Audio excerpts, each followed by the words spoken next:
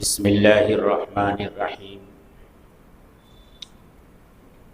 الحمد للہ رب العالمین والصلاة والسلام علی سید المرسلین وعلی آلہ واصحابہ اجمعین اما بعد فقد قال النبی صلی اللہ علیہ وسلم اذا مات ابن آدم انقطع عمله الا من ثلاث صدقة جاریہ او علم ينتفع به او ولد صالح يدعو له او كما قال علیہ الصلاة والسلام۔ محترم بزرگوں اور دوستوں، گزشتہ جمعہ کو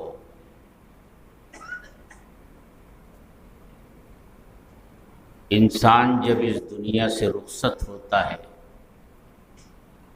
اور آخرت کی منزل کی طرف روانہ ہوتا ہے تو اس کے ساتھ کیا حالات پیش آتے ہیں، ان میں سے کچھ حالات کا ذکر کیا گیا تھا۔ اسی سلسلے کی ایک بات رہ گئی تھی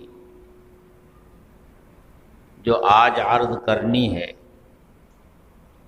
اور اس سلسلے میں نے اللہ کے رسول صلی اللہ علیہ وسلم کی ایک حدیث پاک تلاوت کی ہے۔ آپ جانتے ہیں کہ یہ دنیا عمل کی جگہ ہے۔ انسان کے اچھے اور برے اعمال کا جزوی بدلہ اس دنیا میں ملتا ہے، لیکن پورا بدلہ آخرت میں ملے گا۔ اسی طرح آخرت بدلے کی جگہ ہے۔ جب آدمی اس دنیا سے منتقل ہو کر آخرت میں پہنچ گیا تو اب وہاں اس کے لیے عمل کرنے کا کوئی موقع باقی نہیں رہتا۔ اب تو جو کچھ اس نے دنیا میں اچھا یا برا کیا ہے اس کا بدلہ ملنے کی وہ جگہ ہے۔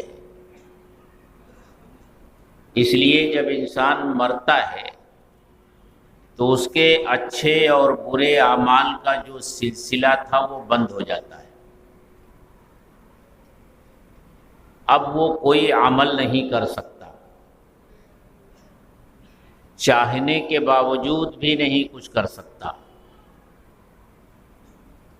اس لیے حدیث میں آتا ہے کہ جب مردہ قبر میں رکھ دیا جاتا ہے تو اس وقت سے لے کر اور قیامت کے دن اٹھائے جانے تک وہ منتظر رہتا ہے کہ اس کے رشتہ داروں میں سے، اس کی اولاد میں سے، اس کے متعلقین اور متوسلین میں سے کوئی اسے ایصال ثواب کرے۔ اور جب اس کے لیے ایصال ثواب کیا جاتا ہے تو اللہ تعالیٰ فرشتوں کے ذریعے اس کی خدمت میں تحفے کے طور پر وہ ثواب پیش کرواتے ہیں، اور فرشتے اس سے کہتے ہیں کہ دیکھ، یہ تیرے فلاں رشتہ دار نے، تیرے فلاں بیٹے نے، تیری فلاں بیٹی نے تجھے یہ تحفہ بھیجا ہے۔ اس سے وہ بہت خوش ہوتا ہے۔ مرنے والا اپنی قبر میں یہ انتظار کرتا رہتا ہے کہ اللہ کے کسی بندے کا گزر اس قبرستان سے ہو جائے اور وہ کچھ پڑھ کر ایصال ثواب کر دے یہاں کے مردوں کے لیے، ان کے مغفرت کی دعا کرے، اور جب کوئی اللہ کا بندہ وہاں سے گزرتے ہوئے کچھ پڑھ کر اس کا ثواب ان مرنے والوں کو بخشتا ہے اور ان کو پہنچتا ہے تو بہت خوش ہوتے ہیں، انتظار کرتے رہتے ہیں، تو مرنے والے کے اعمال کا سلسلہ بند ہو جاتا ہے۔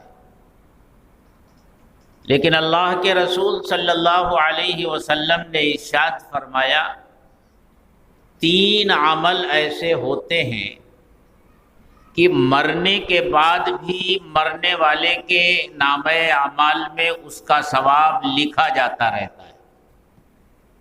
وہ اب اس دنیا میں نہیں رہا لیکن اس کا کیا ہوا وہ عمل باقی ہے، اور اس کے اس کام سے دنیا کے لوگ فائدہ اٹھا رہے ہیں۔ تو جب تک یہ سلسلہ چلتا رہے گا اس کے نامہ اعمال میں اس کے اس اچھے عمل کا ثواب لکھا جاتا رہے گا۔ اللہ کے رسول صلی اللہ علیہ وسلم نے ارشاد فرمایا اذا مات ابن آدم انقطع عملہ، ابن آدم جب مر جاتا ہے، بعض روایتوں میں ہے اذا مات الانسان، انسان جب مر جاتا ہے انقطع عملہ، تو اس کے عمل کا سلسلہ بند ہو جاتا ہے، اب وہ کچھ کر نہیں سکتا۔ الا من ثلاث، مگر 3 کام ایسے ہوتے ہیں، 3 عمل ایسے ہوتے ہیں کہ اس کا ثواب مرنے کے بعد بھی اس کو ملتا رہتا ہے، اس کے نامہ اعمال میں وہ لکھے جاتے رہتے ہیں۔ پہلی چیز اور پہلا عمل یہ بتایا صدقۃ جاریہ، صدقہ جاریہ، ایسا نیک کام جس سے لوگ فائدہ اٹھاتے رہیں، تو جب تک اس نیک کام سے لوگ فائدہ اٹھاتے رہیں گے مرنے والے کو اس کا ثواب ملتا رہے گا۔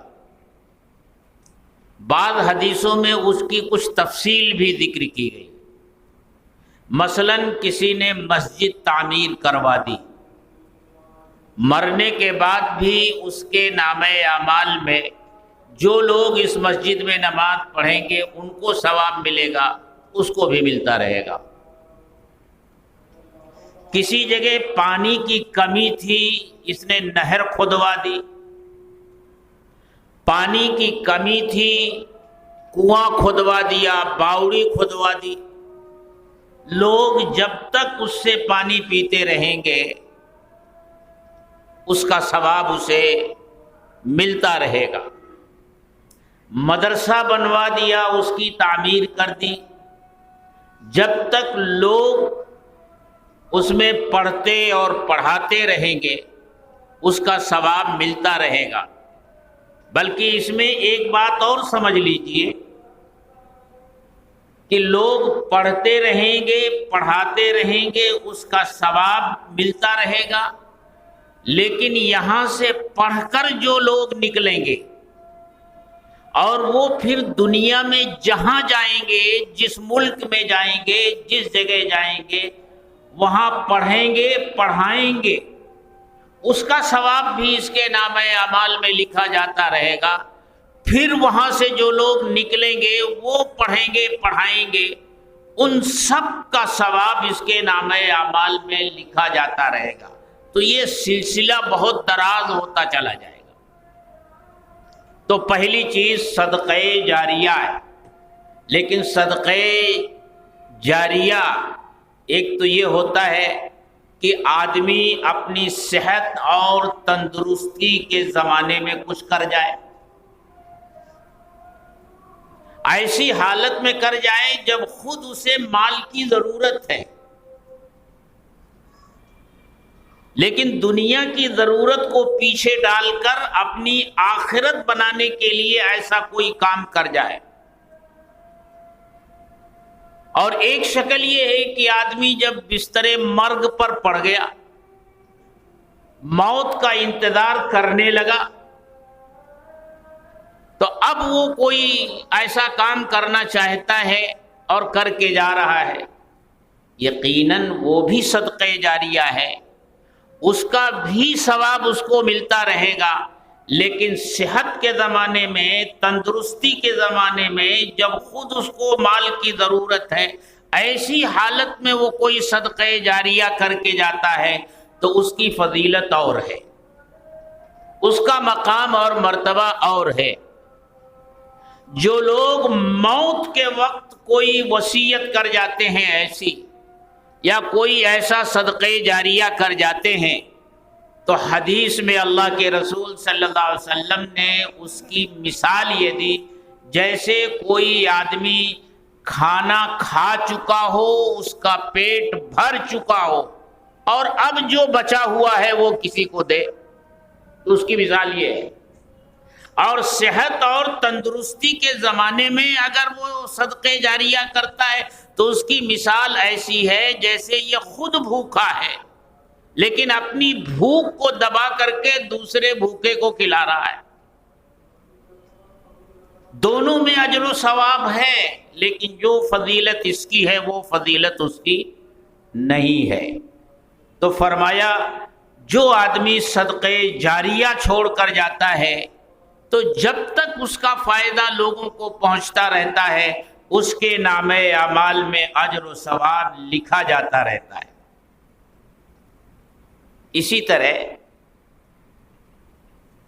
اللہ تعالیٰ کے ہاں پنشن بھی ہے۔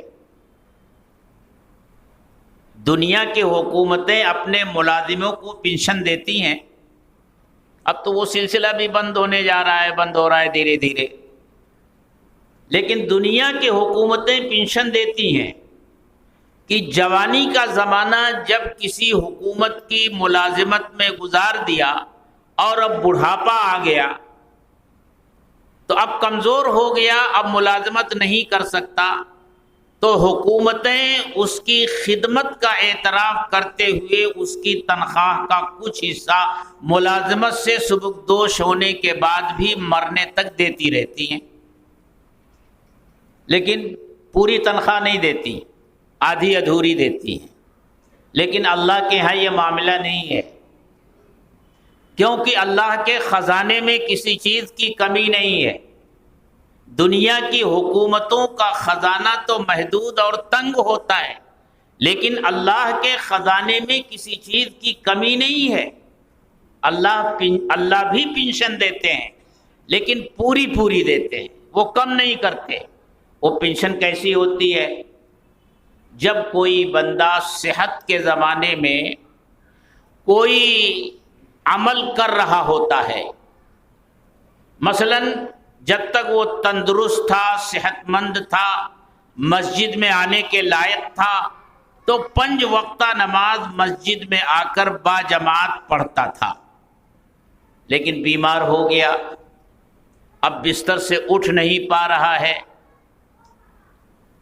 مسجد میں آ نہیں سکتا، تو اللہ تعالیٰ فرشتوں سے یہ فرماتے ہیں کہ یہ میرا بندہ جب تک مسجد میں جا سکتا تھا اس نے جا کر مسجد میں نماز پڑھی، آج یہ مجبور ہو گیا ہے، معذور ہو گیا ہے، مسجد میں نہیں جا سکتا، اگر یہ تندرست ہوتا تو ضرور مسجد میں جاتا۔ اس لیے اس کے نامہ اعمال میں مسجد میں جانے آنے کا اور مسجد میں باجماعت نماز پڑھنے کا پورا ثواب لکھتے رہو۔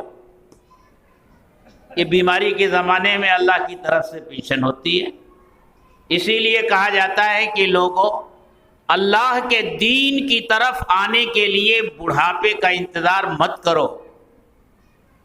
صحیح بات تو یہ ہے کہ بڑھاپا عمل کا وقت نہیں ہے، عمل کا اصل وقت تو جوانی کا زمانہ ہوتا ہے۔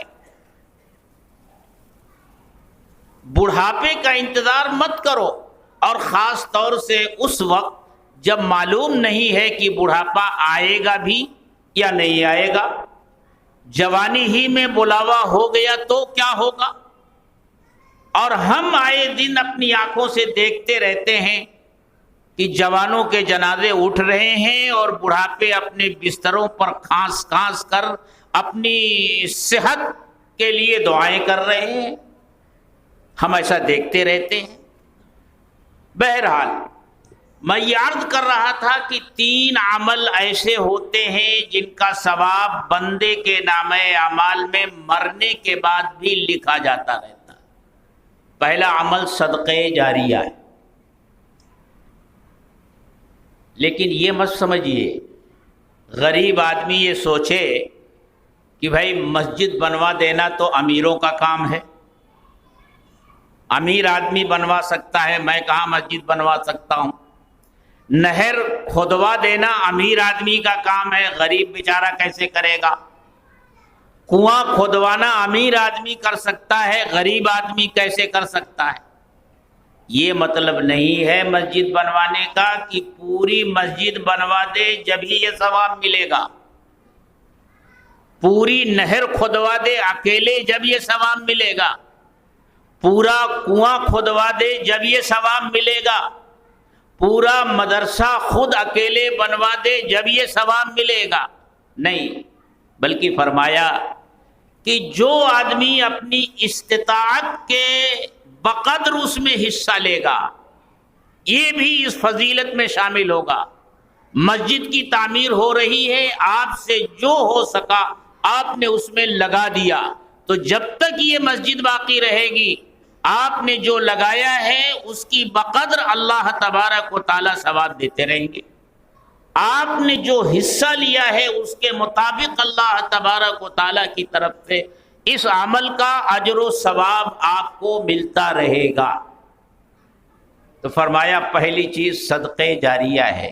میرے دوستو، اس زندگی میں ہم میں سے ہر شخص کو یہ کوشش کرنا چاہیے کہ اپنے مرنے کے بعد کے لیے اس طرح کا کوئی انتظام کر کے جائے، ورنہ جس اولاد کے لیے آج آدمی یہ سب کچھ کر رہا ہے، کبھی تو اپنی زندگی ہی میں یہ دیکھ لیتا ہے کہ اولاد اس کے ساتھ کیا سلوک اور کیا برتاؤ کرتی ہے، اور کبھی مرنے کے بعد، اور اکثر ایسا ہوتا ہے کہ اولاد صرف چھوڑی ہوئی جائیداد کی تقسیم میں جھگڑا کرتی ہے، لڑائی کرتی ہے، باقی اپنے اس باپ کو جس نے اپنی پوری زندگی یہ جائیداد بنانے میں صرف کر دی، اس کو ایک لمحہ کے لیے یاد نہیں کرتی۔ زیادہ سے زیادہ یہ ہوتا ہے بہت سے لوگ برسی مناتے ہیں، جب برسی آتی ہے تو تھوڑا سا یاد کر لیا، قرآن خوانی کروا دی، فاتحہ کروا دیا، اور بس اس کے علاوہ کچھ نہیں، جبکہ وہ بیچارہ قبر میں منتظر ہے کہ میرا بیٹا میرے لیے کوئی ایصال ثواب کرے، میری بیٹی میرے لیے کوئی ایصال ثواب کرے، میرے رشتہ دار میرے لیے ایصال ثواب کرے۔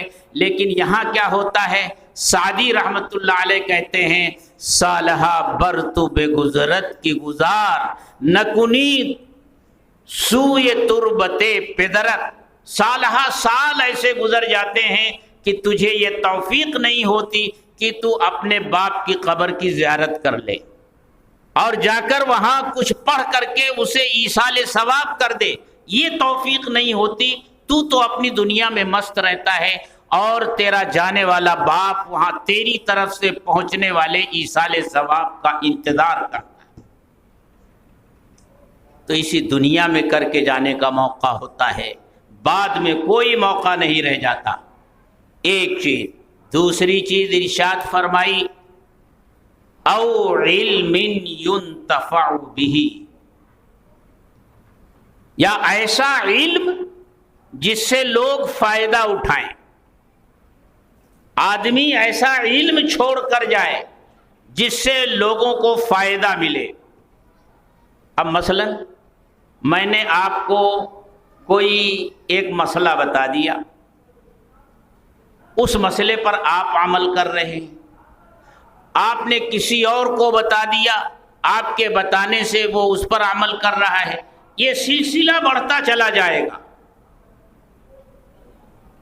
تو ایسا علم جس سے فائدہ اٹھایا جائے، آپ نے علم سیکھا اور پھر دوسروں کو سکھایا، اور پھر انہوں نے اپنے ماں بعد والوں کو سکھایا، انہوں نے اپنے بعد والوں کو سکھایا، انہوں نے اپنے بعد والوں کو سکھایا، اور یہ سب علم سیکھ کر اس پر عمل کرتے رہے، تو ایسے علم کا اجر و ثواب بھی اس عالم اور علم سکھانے والے کے حصے میں لکھا جاتا رہتا ہے۔ آپ سوچ رہے ہیں کہ یہ تو بڑی کام کی بات ہے بھائی، دوسرا پہلو بھی ہے، دوسرا پہلو بھی ہے۔ آدمی جب کسی اونچے مقام پر ہوتا ہے تو اس کے لیے خطرات بھی ہوتے ہیں۔ حدیث میں فرمایا گیا کہ قیامت کے دن جن 3 لوگوں سے اللہ تعالیٰ بلا کر خاص طور سے حساب لیں گے، اس میں مالدار ہوگا، مجاہد ہوگا اور عالم ہوگا۔ عالم سے پوچھیں گے ہم نے تجھے علم کی دولت تھی، تو نے کیا کیا؟ وہ عرض کرے گا بار الہ میں نے سیکھا، لوگوں کو سکھایا۔ تو ارشاد ہوگا یہ جھوٹ ہے، تو نے یہ ہمارے لیے نہیں کیا تھا، تو نے اس لیے کیا تھا تاکہ لوگ تجھے عالم کہیں، تیرے علم کا چرچا ہو، اور تیرے علم کی وجہ سے لوگ تیرا ادب اور احترام کریں۔ اور پھر فرشتوں کو حکم دیا جائے گا کہ یہ مخلص نہیں تھا، اس لیے اسے اٹھا کر جہنم میں پھینک دو، اسے جہنم کا ایندھن بنا دیا جائے گا۔ تو ایک طرف یہ بڑا خطرہ ہے، لیکن جب یہ بڑا خطرہ ہے تو دوسری طرف یہ فضیلت کا مقام بھی ہے کہ وہ عالم جس نے علم سیکھا، لوگوں کو سکھایا، مرنے کے بعد بھی اس کے نامہ اعمال میں یہ لکھا جاتا رہے گا۔ جتنے لوگ اس کے علم سے فائدہ اٹھائیں گے اور پھر اس کے بعد جتنے لوگ فائدہ اٹھائیں گے، قیامت تک یہ سلسلہ چلتا رہے گا، اس کے نامہ اعمال میں ان سب کے عمل کا ثواب لکھا جاتا رہے گا۔ اس لیے میرے دوستو، یہ بھی ایک کام ہے، علم حاصل کرو۔ علم حاصل کرنے کی کوئی عمر نہیں ہوتی کہ علم بچپن میں حاصل کیا جائے کہ جوانی میں حاصل کیا جائے، حالانکہ علم حاصل کرنے کا اصل وقت جوانی ہی ہے، اصل وقت جوانی ہی ہے۔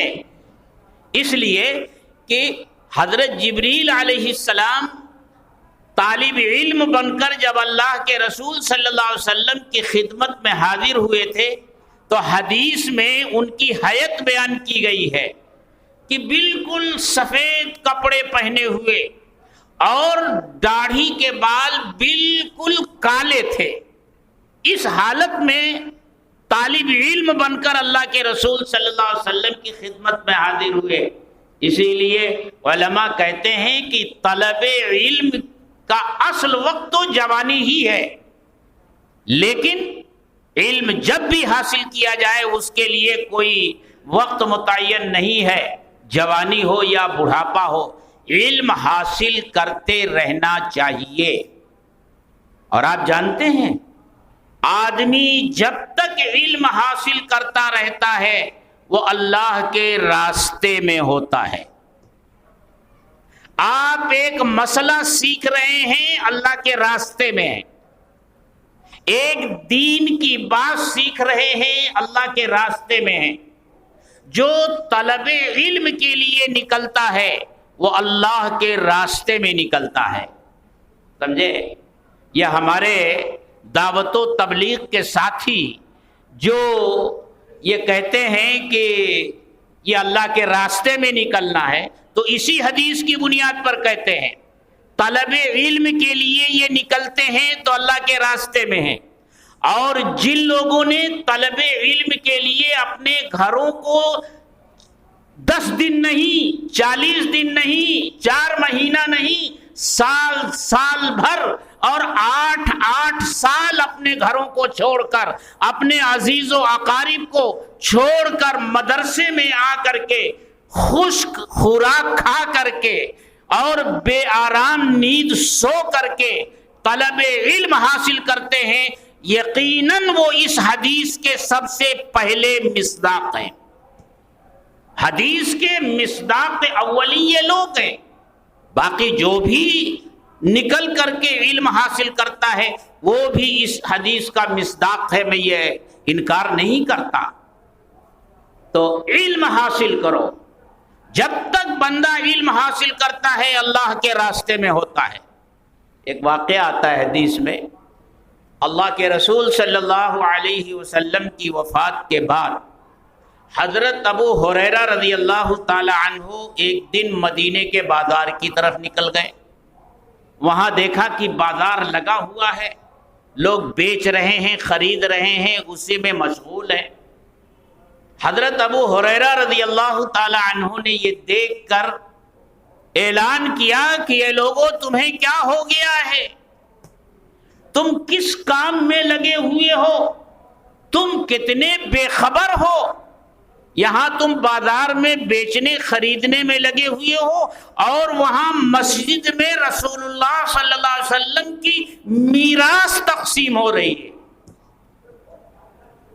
بس اس آواز کا کان میں پڑنا تھا، سب لوگ سمجھے کہ مال و دولت تقسیم ہو رہا ہے. سب کام دھندا چھوڑ کر مسجد نبوی کی طرف بھاگ کھڑے ہوئے.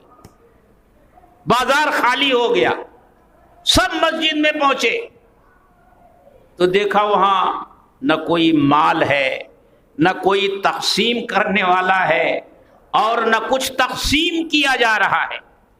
وہ مایوس ہو کر واپس ہوئے.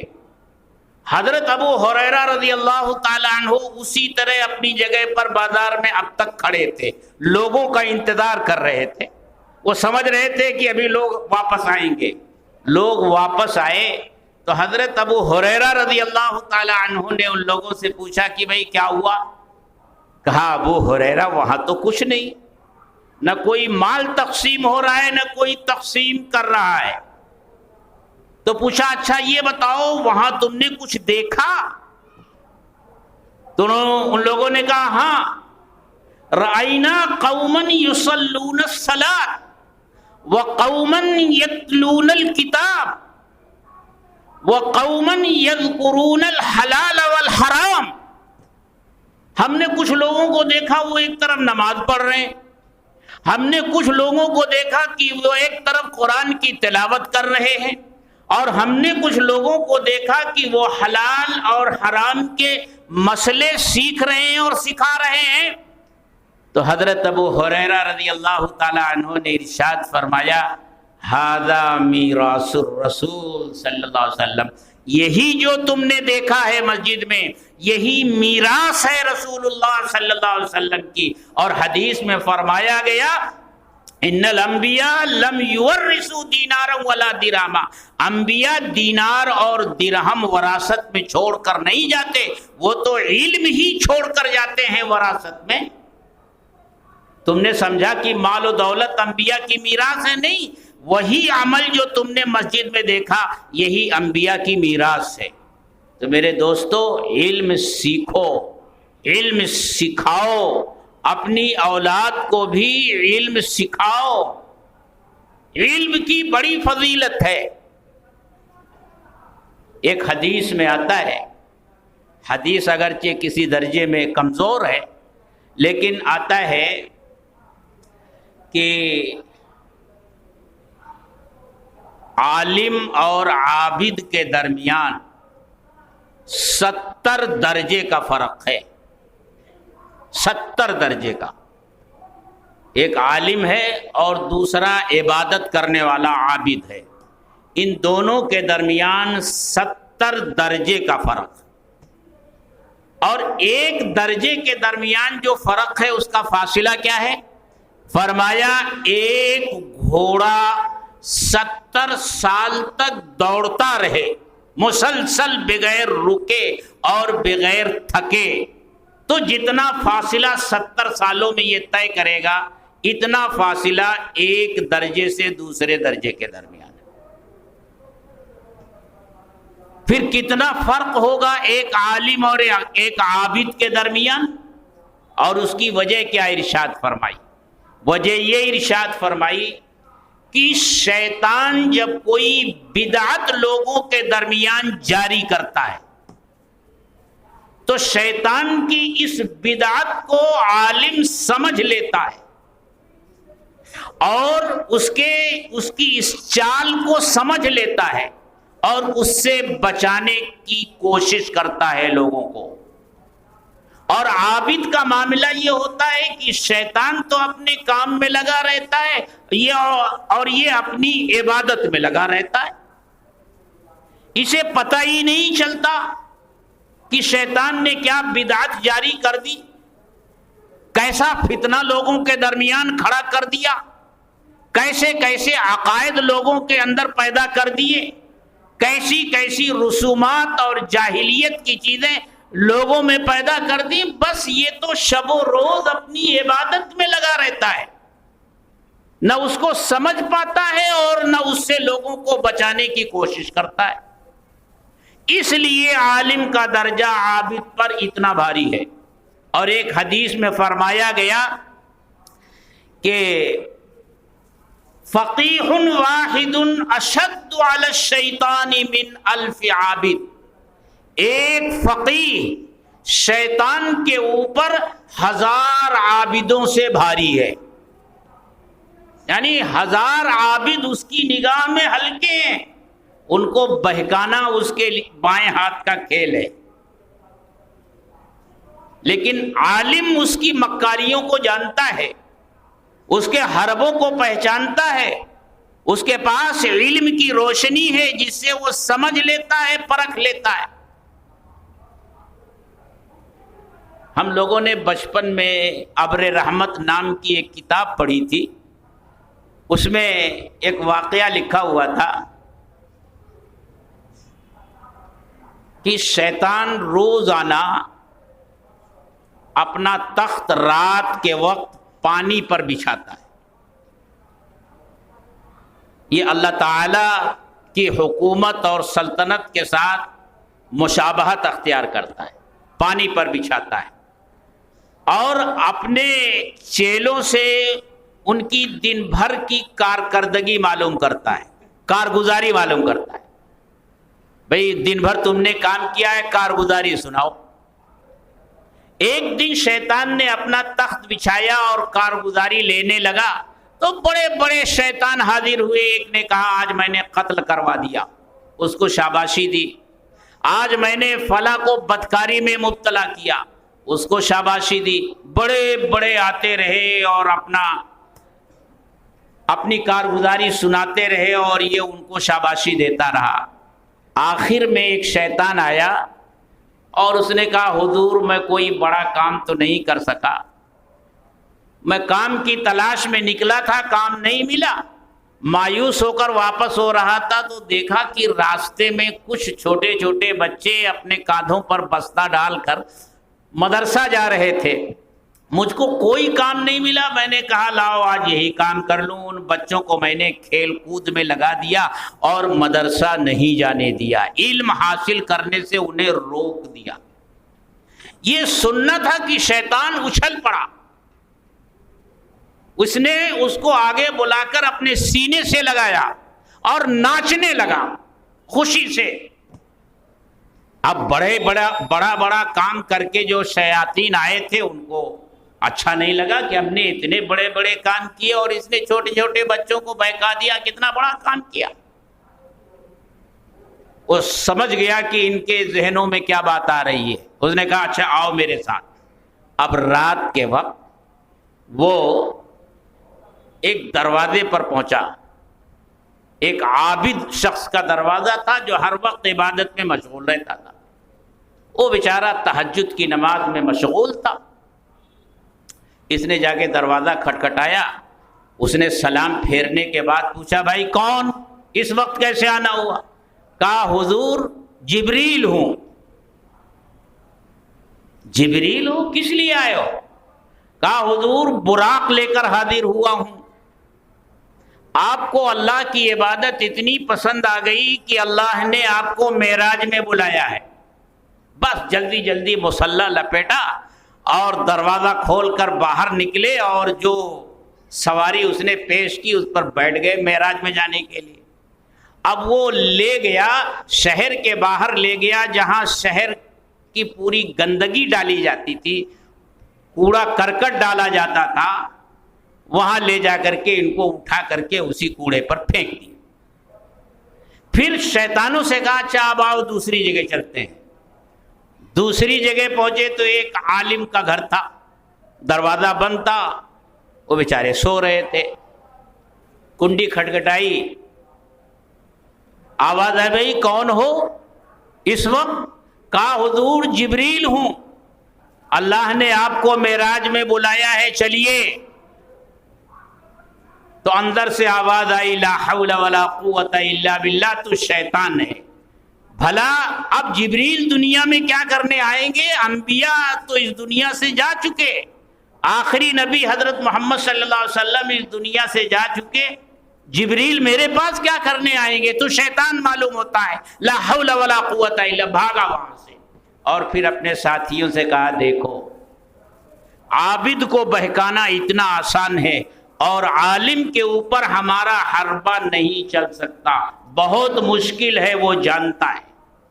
اس لیے میرے دوستو خود علم سیکھو، اپنی اولاد کو سکھاؤ، اور علم سیکھنے کا یہ مطلب نہیں کہ مدرسے میں آ کر داخلہ لے لو، اس مسجد میں آ کر بیٹھے ہو، جو یہ دین کی باتیں آپ سن رہے ہو ان کو یاد رکھو، یہ بھی علم کا سیکھنا ہے۔ واعظ و تقریر کی مجلسوں میں بیٹھنا یہ بھی علم سیکھنا ہے۔ مسجد میں روزانہ جو فضائل اعمال پڑھی جاتی ہے اس میں حدیثوں کو سننا اور اس کو محفوظ رکھنا یہ بھی علم سیکھنا ہے۔ علم سیکھنا یہی نہیں کہ مدرسے میں ایڈمیشن لے لو اور داخلہ لے لو، یہی علم سیکھنا ہے۔ علم حاصل کرو، علم کی بہت بڑی فضیلت ہے۔ یہ دوسری چیز کہ ایسا علم جو لوگوں کو نفع پہنچاتا رہے، اس کا ثواب نامہ اعمال میں ملتا رہے گا۔ اور تیسری چیز ولد صالح یدعو لہ، اس دنیا میں صالح اولاد چھوڑ کر جاؤ، نیک اولاد چھوڑ کر جاؤ جو دعا کرتی رہے گی، صالح ہوگی تو دعا کرے گی، اور اگر دعا نہیں بھی کی صالح اولاد نے تو جتنے اچھے کام کرے گی اس کا اجر و ثواب ماں باپ کے بھی نامہ اعمال میں لکھا جاتا رہے گا۔ دونوں پہلو ہیں اولاد کے سلسلے میں۔ اولاد کی اچھی تربیت نہیں کی اور اچھی تربیت نہ ہونے کی وجہ سے وہ غلط راستے پر پڑ گئی تو حدیث میں کہا گیا کلکم راعٍ وکلکم مسئول عن رعیتہ، ہر شخص سے اس کے ماتحتوں کے بارے میں سوال کیا جائے گا۔ اچھی تربیت نہ ہونے سے اگر اولاد غلط راستے پر گئی تو جتنے غلط کام کرے گی اس میں ماں باپ بھی ذمہ دار ہوں گے، ان سے بھی پوچھا جائے گا۔ جب ان کے غلط کاموں کے بارے میں ماں باپ سے پوچھا جائے گا تو صالح اولاد جتنے اچھے کام کرے گی اس کا اجر و ثواب بھی ماں باپ کے حصے میں لکھا جاتا رہے گا۔ ولد صالح یدعو لہ، صالح اولاد جو ماں باپ کے لیے دعا کرتی رہے تو اللہ تعالیٰ اس اولاد کی دعا کے نتیجے میں اور اولاد کے ان اعمال صالحہ کا ثواب ماں باپ کے اعمال میں بھی لکھنے کا حکم دیتے ہیں، لکھتے رہو۔ تو یہ تین طریقے ہیں کہ مرنے کے بعد بھی آدمی کا اجر و ثواب مسلسل جاری رہے، صدقہ جاریہ اور ایسا علم جس سے لوگ نفع اٹھائیں، اور ایسی نیک اور صالح اولاد جو ماں باپ کے لیے دعا کرتی رہے۔ اللہ تعالی ہم سب کو اس مسئلے پر غور کرنے کی، سوچنے کی، سمجھنے کی اور اپنی آخرت کو بنانے کے لیے عمل کرنے کی توفیق عطا فرمائے۔ وآخر دعوانا ان الحمد للہ رب العالمین۔